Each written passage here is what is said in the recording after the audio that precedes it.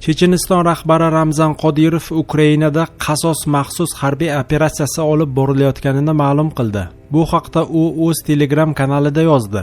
Maxsus harbiy operatsiya zonasidagi jangovar harakatlar tafsilotlari kimga qiziq bo'lsa, qasos nomi ostidagi alohida maxsus operatsiya muvaffaqiyatlari haqida ma'lum qilmoqchiman, dedi u.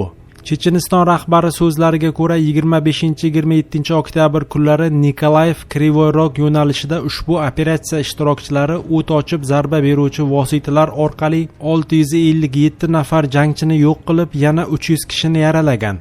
Shuningdek, 40 ta maxsus harbiy texnika yo'q qilingan. Ukrainaning Solidar shahri yo'nalishida Ahmad otryadi jangchilari bir kunda 4 ta tank, 5 ta jangovar piyodalar mashinasi, 1 ta zirhli mashina va 4 ta pikapni yo'q qilgan.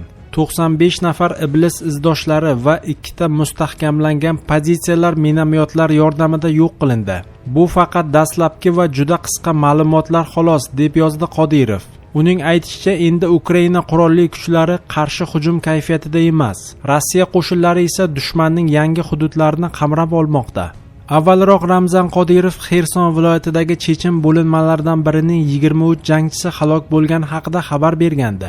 Yana 58 kishi yaralangan, dedi Checheniston rahbari. Uning so'zlariga ko'ra, o'sha jangda 70 nafar Ukraina askarlari ham halok bo'lgan. Rossiya yaqinda yangi safarbarlik to'lqiniga muhtoj bo'lishi mumkin.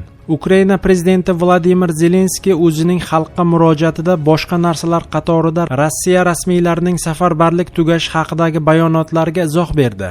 Bugungi kunda dushman o'zining safarbarligi tugaganligi va fuqarolarni frontga yuborishning yangi to'lqinlarining foydasizligi haqida xabar bermoqda.